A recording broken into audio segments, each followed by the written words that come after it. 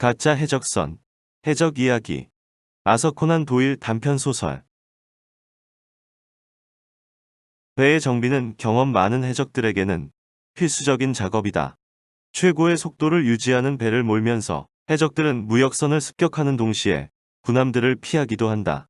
그러나 주기적으로, 적어도 1년에 한 번은 배의 바닥에 걸린 길고 끈적거리는 식물들을 제거하고 열대의 바다에서 빠른 속도로 증식하는 조개들을 떼어내지 않으면 항해는 순탄치 못하게 된다. 이런 목적으로 샤키 선장은 배를 가볍게 비우고 한적한 좁은만으로 들어가서 배를 낮은 물로부터 위로 들어올린 후 돛대에 견인기와 도르래를 달고 유연하게 곡선을 이룬 바닥 부분이 드러나도록 배를 끌어올렸다. 그리고 선수 끝부터 키가 있는 곳까지 깨끗하게 닦아내는 것이다. 그런 작업을 하는 몇 주 동안 배는 당연히 무방비 상태가 되었다. 하지만 다른 측면에서 생각해보면 그 기간 동안 가벼워진 배는 그것보다 조금이라도 무거운 배로는 접근할 수 없는 장소에 머무르는 것이다. 배의 정비를 위한 장소는 사람들의 눈을 피하는 곳으로 선정되므로 커다란 위험은 없었다. 따라서 그런 시기에 선장들은 안전하다고 느끼고 배가 안전하게 보호되도록 조치한 후에 선원들이 대형 보트를 타고 밖으로 나가도록 허락하는 것이 이상한 일은 아니었다. 그들은 탐험이나 사냥을 즐기기도 했지만 대부분의 경우 외딴 항구 도시로 나갔다. 그리고 묵직한 금화 자루를 흔들면서 여자들의 머리가 돌아가도록 하거나 시장 광장 한복판에서 와인통에 빨대를 꽂고 즐기지 않는 사람을 권총으로 위협하고는 했다. 가끔씩 그들은 찰스턴 정도 규모의 도시에 나타나기도 했다. 철컥거리는 무기를 가지고 거리를 걸으면서 법에 충실한 미국 식민지 도시에 파장을 일으켰다.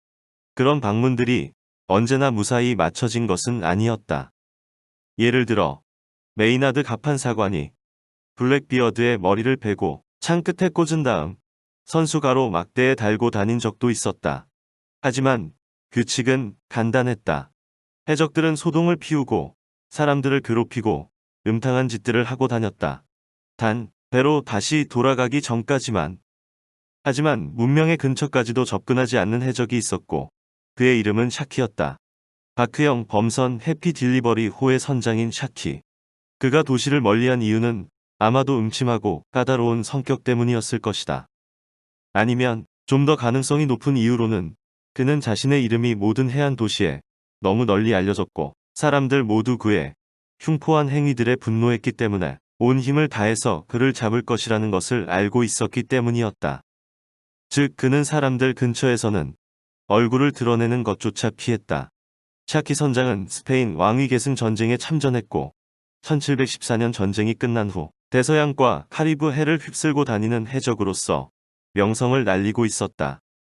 샤키 선장의 배가 수리 작업을 시작하자 그는 새로운 조타수인 네드 갤로웨이에게 배를 맡겼다. 그리고 보트를 타고 꽤 오랜 항해를 하면서 약탈품 중 자신의 몫을 숨기고 히스피뇰라의 야생 황소들을 사냥해서 양념을 치고 구워서 다음번 긴 항해를 위한 보급품으로 사용했다. 커다란 황소를 잡은 경우 그를 태우기로 사전에 약속된 장소에서 고기를 요리했고 그렇게 요리된 고기가 바로 배에 실렸다. 이런 상황에서 샤키가 잡힐 수도 있다는 희망이 사람들 사이에 생겨나기 시작했다. 아니, 적어도 킹스톤으로 그런 시도를 가능케 만드는 소식이 전해졌다. 그 소식을 가져온 것은 늙은 나무꾼으로 해적의 손에 잡혔다가 술 취한 멍청이들 덕분에 도망칠 수 있었다. 잘린 코와 몽둥이의 상한 몸이라는 비교적 가벼운 대가만 치른 그의 정보에 의하면 해피 딜리버리 호는 히스파뇰라 남서쪽에 있는 포르백에서 수리 작업 중이었다. 샤키는 4명을 데리고 라바체라는 외딴 섬에서 사냥감을 굽고 있었다. 그동안 살해당한 수백 명의 선원들이 복수를 외치며 울부짖고 있었다. 이제 그들의 복수가 적어도 헛된 희망은 아닌 상황이 된 것이다. 높은 코와 붉은 얼굴을 가진 총독 에드워드 콤튼 경은 심각한 비밀 회의를 주관하고 있었다.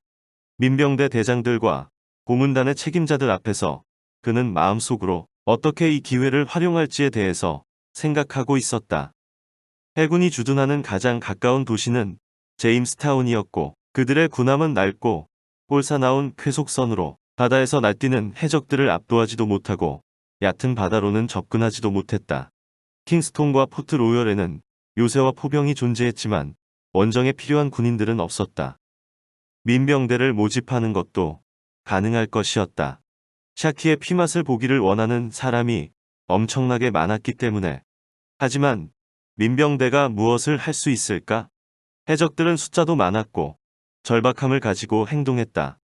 샤키와 4명의 선원들만 잡는 것을 목표로 하는 것이 물론 훨씬 더 쉬운 일이었다. 그들에게 도달할 수만 있다면. 하지만 나무가 울창한 라바체 섬 같은 곳에서 그들을 어떻게 찾을 것인가? 거친 산과 빽빽한 정글로 가득 찬 곳에서 해결책을 찾는 사람에게 상금을 주겠다는 선포가 이뤄졌고 매우 단순한 계획을 가진 사람이 앞으로 나섰고 그는 자신이 그것을 실행할 수 있다고 말했다. 스티븐 크레독은 매우 강한 사람이었고 타락한 청교도였다. 살렘 지역 가문에서 태어난 그의 잘못된 행위는 그들 종교의 금욕주의에 대한 반동이었고 그는 조상들이 물려준 육체적 힘과 활력을 이용해 악행을 저질렀다. 그는 특이하면서도 두려움이 없는 성격에 굉장히 목표 지향적이었다. 그래서 그가 젊었을 때부터 그의 악명이 미국 동부 지역 널리 퍼져 있었다. 그는 시메놀족 원주민 족장을 살해한 혐의로 재판에 넘겨진 그 사람이었다. 그는 탈옥했지만 그가 증인들과 판사에게 뇌물을 제공했다는 것은 널리 알려진 사실이었다. 나중에 노예 상인이자 모호하게 밝혀지기는 했으나 해적이었던 그는 서아프리카 기니아만에 자신의 악명을 남겨두고 떠났다. 결국 그는 엄청난 재산을 가지고 자메이카로 돌아왔고 건전한 취미 생활과 함께 삶을 즐겼다.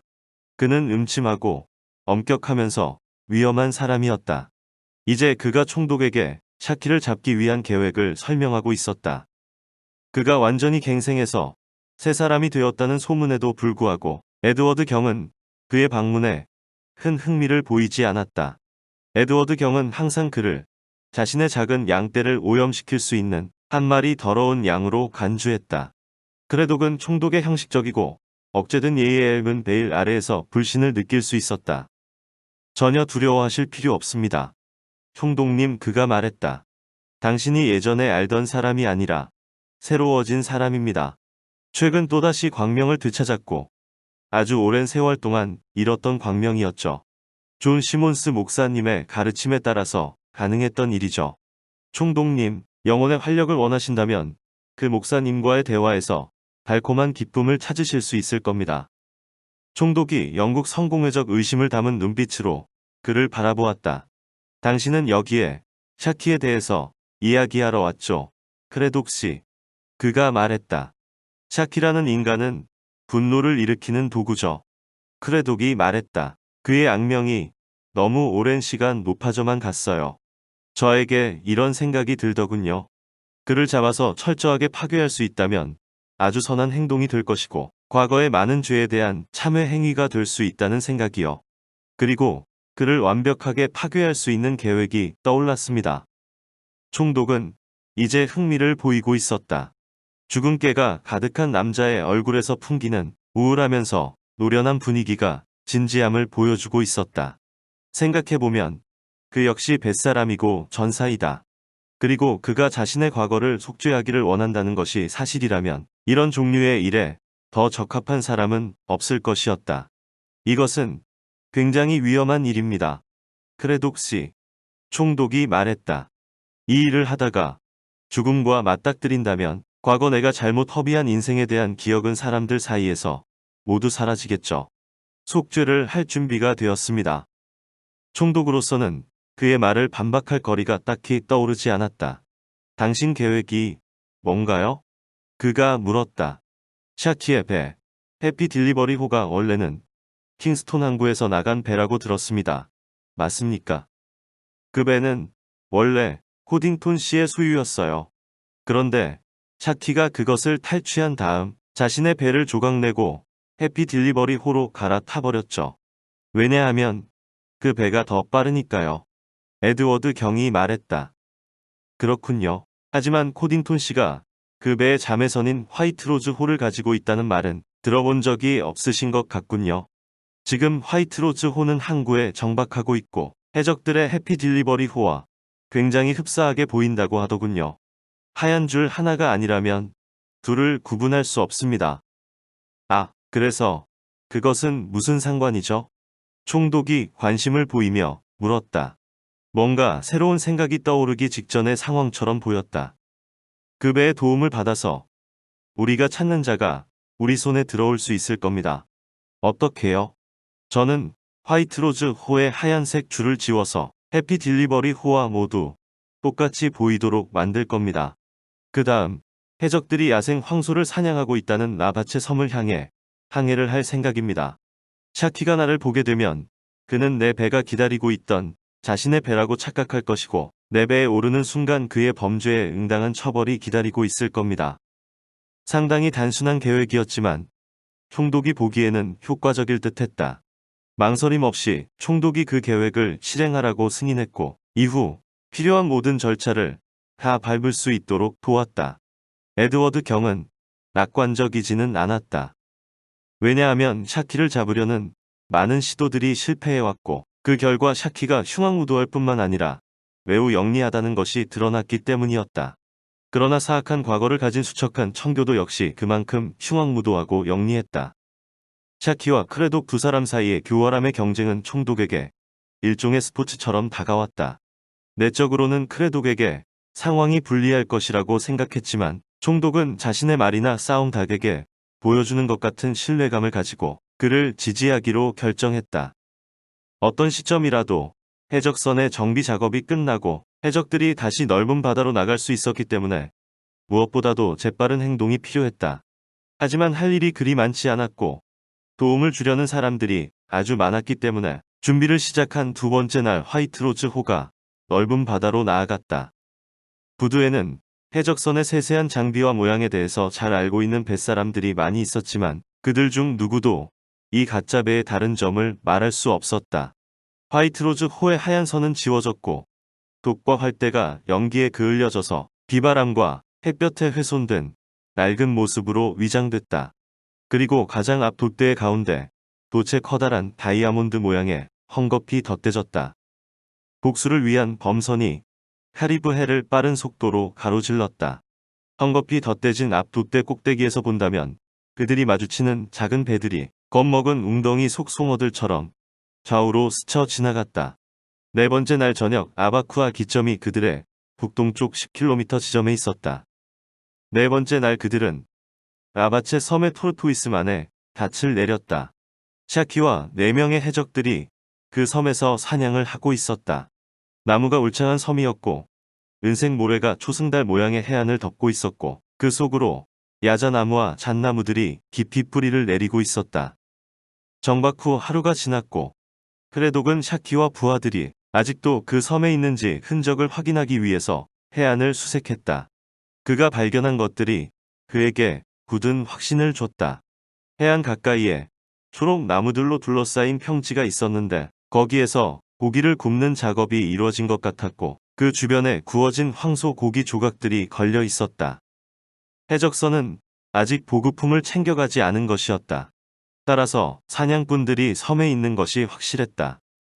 왜 그들은 나타나지 않은 것일까? 혹시 그들이 화이트로즈 호가 자신들의 배가 아니라는 것을 탐지한 것일까? 아니라면 섬 안쪽에서 사냥을 하고 있기 때문에 배가 오는 것을 확인하지 못한 것일까?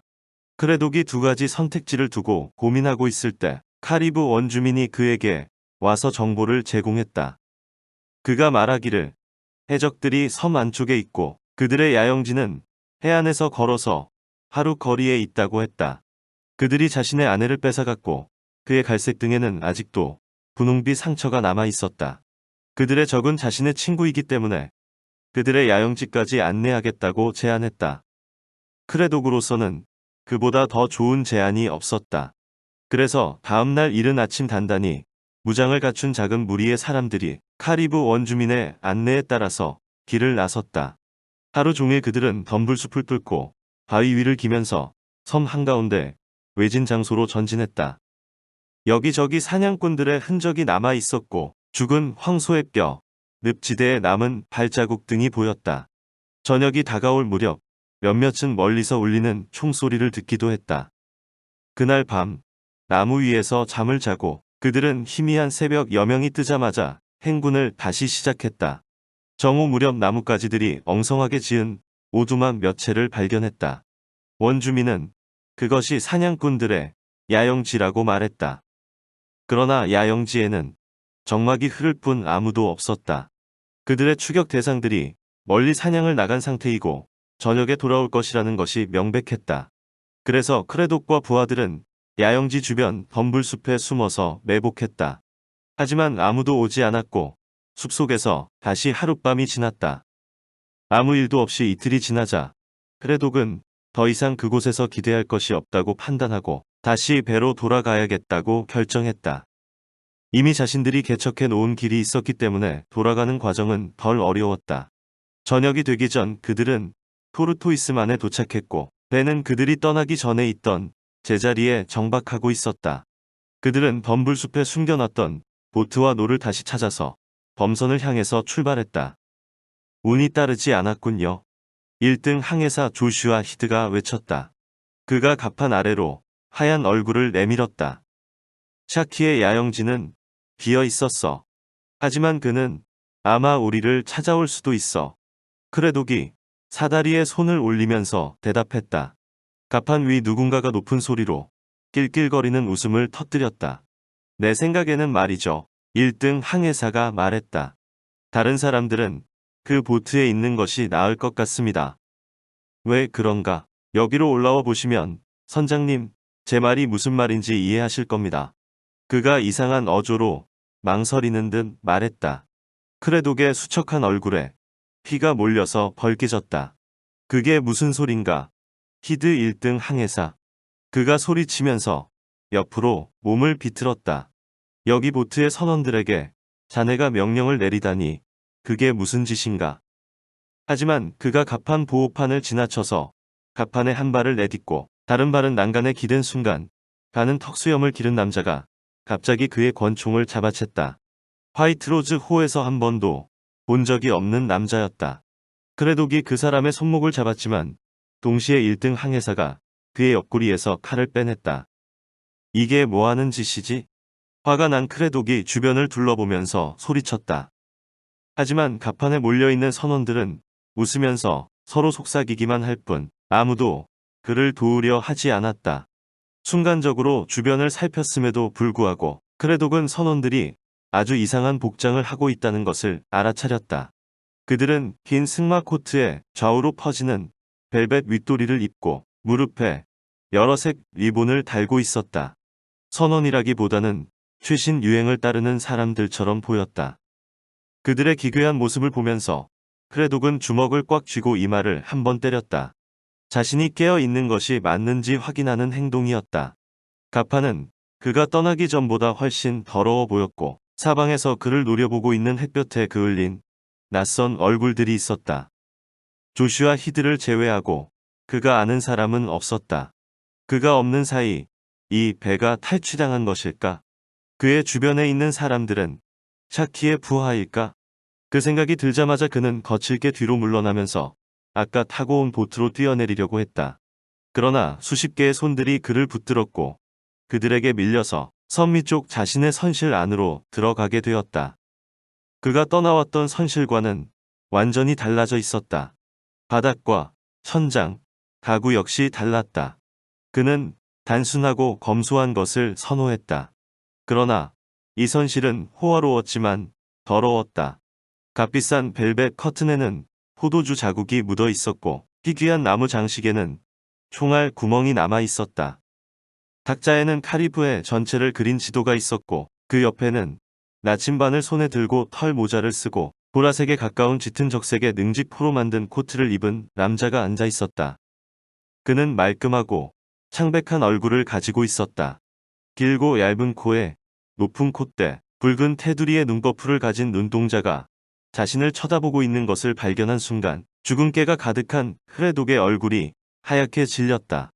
그의 눈빛은 상대방을 옴짝달싹하지 못하게 만든 체스 대가가 보일 듯한 비웃음을 띠고 있었다. 샤키? 크레독이 소리쳤다. 샤키의 얇은 입술이 열리더니 높은 소리로 낄낄거리는 웃음을 터뜨렸다. 이런 멍청이. 그가 그렇게 말하면서 몸을 앞으로 기대더니 나침반으로 크레독의 어깨를 찌르고 또 찔렀다. 이런 멍청하고 둔한 바보야. 감히 나에게 대항할 생각을 했나. 육체적 상처가 주는 고통이 아니라 샤키의 목소리 속 경멸이 크레독을 짐승처럼 미친 사람으로 만들었다. 그가 해적 선장을 향해 돌진하면서 분노의 울음소리를 지르고 앞으로 주먹을 휘두르고 발을 차고 몸을 뒤틀면서 개거품을 흘렸다. 6명이 달려들어서야 겨우 그를 제압해 바닥에 쓰러뜨릴 수 있었다. 그가 산산조각난 탁자의 잔해 속에서 발버둥 쳤다. 그를 제압해서 누르고 있는 사람들은 그에게 치욕적인 행동을 하지는 않았다. 그러나 샤키는 여전히 경멸스러운 눈빛으로 그를 훑어보고 있었다. 바깥으로부터 나무가 부서지는 소리가 들리더니 놀란 목소리들이 터져나왔다. 무슨 소리지? 샤키가 물었다. 선원들이 욕을 하면서 보트를 부순 것 같습니다. 그리고 거기에 타고 있던 사람들은 물에 빠졌고요. 그대로 놔둬. 해적 선장이 말했다. 그래 그래도 이제 당신이 어디에 있는지 알겠지. 당신은 내 배 해피 딜리버리 호에 탄 거야. 그리고 당신은 내 손에 잡혔지. 나는 당신이 억센 뱃사람이고 악당이라는 것을 잘 알고 있었지. 당신이 변호한 척하면서 거들먹거리고 다니기 훨씬 이전부터 말야. 당신 손은 내 손보다 훨씬 더 더러워. 우리 계약서에 서명을 하고 우리와 함께하겠나. 당신 1등 항해사가 했던 것처럼. 아니면 당신 배의 선원들을 따라갈 수 있도록 밖으로 던져줄까? 내 배는 어디 있지? 크레독이 물었다. 물속으로 가라앉았지. 선원들은 역시 물속에. 그럼 지옥에서 보자고. 샤키. 저 친구 허벅지 힘줄을 잘라서 물속으로 던져버려. 샤키가 말했다. 해적들이 몰려와 크레독을 끌고 갑판으로 나갔다. 갑판장 갤로웨이는 이미 자신의 단검을 꺼내서 그의 힘줄을 자를 준비를 하고 있었다. 그때 샤키가 장난기가 가득한 얼굴로 선실에서 뛰어나왔다. 그 사냥개로 더 재미있는 것을 할 수 있어. 그가 외쳤다. 내 계획이 신기한 것이 아니면 나를 물에 던져도 돼. 우선 그를 묶어서 창고에 던져놓고 문을 강철 막대로 막아. 그리고 나한테 와. 그러면 내가 무슨 생각을 하는 건지 말해줄 테니까. 몸과 마음 모두 상처 입고 아파하는 크레독이 어두운 창고에 갇혔다. 족쇄가 채워졌기 때문에 그는 손과 발을 움직일 수 없었다. 그러나 그의 뉴잉글랜드인 성질이 핏줄 속에서 강하게 흐르고 있었고 자신의 사악한 삶을 속죄하기 위해서 이토록 먼 길을 왔는데 이런 결말을 맞을 수는 없다는 생각에 몰두하고 있었다. 이른 아침 누군가 수북하게 쌓인 도사이 어둠을 뚫고 기어서 그의 곁으로 왔다. 웜하고 비스킷이에요. 며칠 전까지만 해도 그의 1등 항해사였던 사람의 목소리였다. 지금 이건 목숨을 걸고 하는 일이에요. 이제 그들이 당신에게 올 거예요. 나를 함정에 빠뜨리고 올가미로 낚아챈 사람이 자네야. 크레독이 소리쳤다. 자네가 저지른 짓에 대해서 어떻게 책임을 질 건가? 내가 저지른 짓은 어깨뼈 사이에 칼이 겨눠진 상태에서 저지른 것입니다. 자네의 비겁함을 신께서 용서하기를 기도하겠네. 조슈아 히드. 저들에게 어떻게 잡힌 거야? 선장님이 우리를 떠난 바로 그날 해적선이 보수 작업을 마쳤어요. 그들이 우리 배를 습격했는데 수적으로 우리가 밀렸고 싸움에 능한 선원들은 선장님을 따라갔기 때문에 제대로 싸우지도 못했죠. 칼에 찔려서 죽은 사람들이 가장 행복하게 죽은 거였어요. 다른 사람들은 전투가 끝난 다음 살해당했어요. 나는 그들과 합류하겠다고 서명해서 살아남았고요. 그리고 그들이 우리 배를 가라앉혔나. 그들이 우리 배를 가라앉혔고 덤불숲에서 우리를 지켜보고 있던 샤키와 부하들이 해안으로 나왔어요. 지난번 항해에서 샤키의 배의 주 활대가 부서졌는데 우리 것은 멀쩡했으니까 그는 우리 배를 의심하고 있었던 거죠. 크레독이 으르렁거리듯 흐느꼈다. 어떻게 그 배의 활대가 부서진 것을 몰랐을까? 그가 중얼거렸다. 그러면 지금 우리는 어디로 가는 거지? 지금 북서쪽으로 가는 중이에요. 북서쪽이라고? 그러면 우리는 다시 자메이카로 가게 되는데 8노트 속도의 바람을 타고 가는 중이죠. 나를 어떻게 하겠다는 것인지 들은 것이 있나? 아무 소리도 못 들었어요. 하지만 선장님이 그들과의 계약서에 서명만 하면 됐어. 조슈아 히드. 나는 너무 자주 영혼을 더럽혀왔어. 좋을 대로 하시죠. 내가 할 수 있는 것은 다 했으니까요. 안녕히 계세요. 그날 저녁과 다음날 내내 해피 딜리버리호는 동쪽으로 가는 무역 항로를 타고 갔다. 스티븐 크레독은 어두운 창고 안에 누워서 손목에 묶인 강철줄을 참을성 있게 비비고 있었다. 한 손의 손가락 관절 모두를 부러뜨리고 상처를 내서 한 손을 자유롭게 만들었지만 다른 손은 빼내지 못했다. 그리고 여전히 그의 발목은 단단히 묶여 있었다. 때때로 물살을 가르는 소리가 들렸다. 그 바크형 범선이 최대의 속도로 달리고 있는 중이고 무역풍이 그들을 밀고 있다는 것을 알 수 있었다. 만약 그렇다면 지금쯤 그들은 자메이카에 도착했어야만 했다. 샤키의 머릿속에는 도대체 어떤 계획이 있고 그를 이용해서 무엇을 하려고 하는 것일까? 크레독은 이를 악물고 한때는 자신의 선택에 의해서 악당이 되었지만 다시는 강제적으로 악당이 되는 일은 없을 것이라고 맹세했다. 다음날 아침 크레독은 배의 속도가 줄었고 가벼운 바람을 타고 천천히 항해 중이라는 것을 깨달았다. 창고 바닥의 기울기가 계속해서 변하는 것과 여러 가지 소리를 통해서 숙련된 뱃사람은 배가 어떤 상태인지 정확히 알 수 있었다. 지그재그로 움직이는 거리가 매우 짧다는 것은 배가 해안 근처를 천천히 움직이면서 정박할 곳을 찾는 중이라는 의미였다. 그렇다면 배는 자메이카에 도달한 것이었다. 하지만 여기에서 도대체 무엇을 하는 것일까? 그때 갑자기 갑판으로부터 진심 가득한 환호성이 울렸고 그의 머리 위쪽에서 총소리가 들렸다. 그리고 바다 건너 멀리서 응답하는 총소리가 들렸다. 크레독은 몸을 일으켜 앉은 후 귀에 온 신경을 집중했다. 배가 약탈을 시작한 것일까? 단 한 방의 총소리가 들렸고 그의 응답하는 총소리는 여러 방 들렸지만 서로 가까워진다거나 하는 징후는 없었다. 그렇다면 즉 약탈 행위가 아니라면 그것은 인사일 것이었다. 그러나 누가 해적 선장 샤키에게 인사를 한다는 말인가? 또 다른 해적선이라면 그렇게 할 수도 있을 것이다. 그래서 크레독은 다시 몸을 누이고 불평하는 소리를 내면서 그의 오른쪽 손목을 잡고 있는 수갑을 끊기 위해서 노력했다. 하지만 갑자기 바깥에서 부산스러운 발걸음 소리가 들리더니 문이 열리고 해적 2명이 들어왔다. 크레독은 겨우 자유로워진 손을 강철줄 위로 올려서 그것이 끊어진 것을 숨길 수 있었다. 망치를 가져왔나? 누군가 말했다. 크레독은 그가 덩치 큰 조타수라는 것을 알아봤다. 다리에 걸린 족쇄를 부숴. 그리고 손목에 있는 것은 그냥 둬. 손목은 묶어 놔야 딴짓을 못할 거야. 망치와 끌을 가지고 해적 하나가 강철줄을 풀었다. 나를 어떻게 하려고 하는 거야? 크레독이 물었다. 갑판으로 가자고. 그러면 알게 될 테니까. 조타수가 그의 팔을 잡고 거칠게 승강구 쪽으로 끌고 갔다.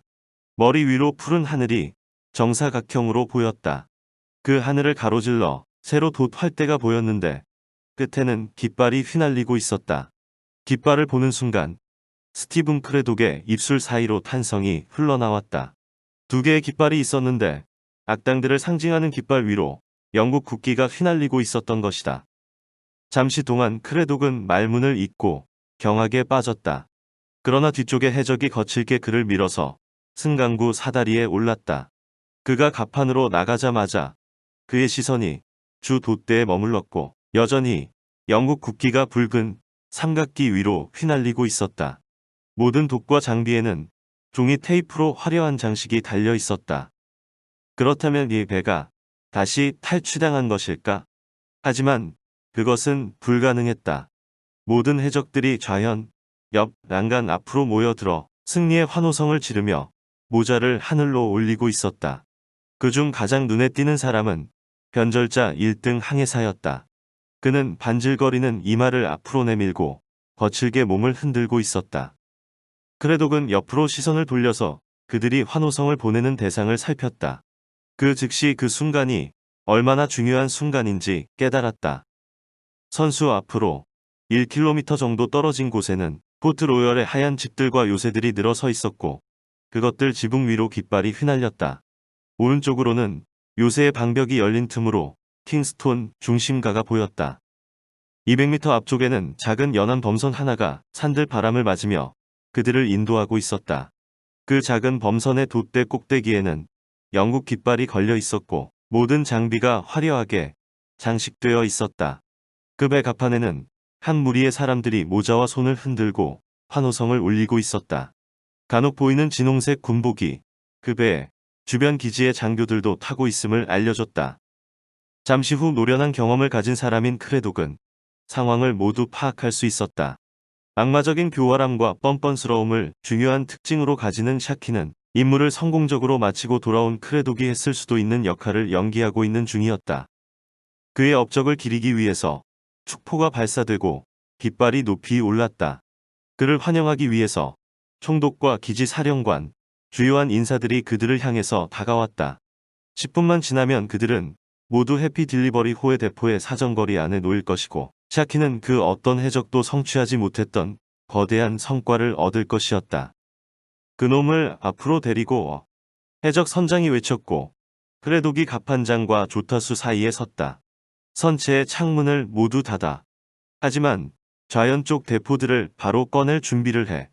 그리고 일제 사격 신호를 기다려. 이제 100m 정도만 더 가까워지면 잡을 수 있어. 하지만 그들이 옆으로 멀어지고 있어요. 갑판장이 말했다. 우리를 의심하기 시작한 것 같아요. 이제 바로 잡을 수 있을 거야. 샤키가 얇은 막이 덮인 것 같은 눈을 돌려서 크레독을 쳐다보았다. 거기 그대로 서 있으라고. 그래, 거기. 저 사람들이 당신을 볼 수 있게 말야. 사람들에게 손하고 모자를 흔들어. 빨리. 아니면 그 머리를 부셔서 코트 위에 올려줄 테니까. 네드, 칼로. 그 친구를 조금 찔러줘. 좋아. 이제 모자를 흔들어. 다시 찔러. 이봐. 그를 쏴. 막으란 말이야. 하지만 너무 늦었다. 수갑을 푸느라고 조타수가 크레독의 팔에서 손을 뗐고 그 순간 크레독이 옆쪽 갑판장을 밀치고 권총 총알이 빗발치는 가운데 난간 옆으로 뛰어들어 목숨을 걸고 헤엄쳤다. 그는 총에 맞고 또 맞았지만 대단한 의지력과 힘을 가지고 죽기 전에 한 가지 일을 완수해야겠다고 결심한 사람을 죽이기에는 부족했다. 그의 뒤쪽으로 붉은 핏물 줄기가 길게 흔적을 남겼지만 그는 대단한 수영 실력을 보여줬다. 그는 빠른 속도로 해적선과의 거리를 벌렸다. 나한테 장총을 줘. 샤키가 짐승 같은 욕설을 퍼부으면서 외쳤다. 그는 유명한 사수였고 강철 같은 신경은 긴급 상황에서도 그를 실패하게 만든 적이 없었다. 파도의 너울을 따라서 위로 올라왔다가 물속으로 사라지는 검은 머리는 벌써 환영 나온 범선의 절반 거리에 도달해 있었다. 샤키가 신중하게 표적을 겨냥했다. 총소리가 나자 크레독이 몸을 위로 올려서 머리 위로 경고의 손짓을 하면서 항구 전체에 울려 퍼질 정도로 큰 소리를 질렀다. 그러자 범선이 급하게 돛을 돌려서 방향을 바꿨고 해적선에서 일제 사격이 이루어졌지만 아무런 효과도 없었다. 스티븐 크레독은 죽음에 동반되는 고통 속에서 우울한 미소를 띠고 있었다. 그리고 저 멀리 아래쪽에서 희미하게 빛나고 있는 황금 침대를 향해서 천천히 가라앉았다.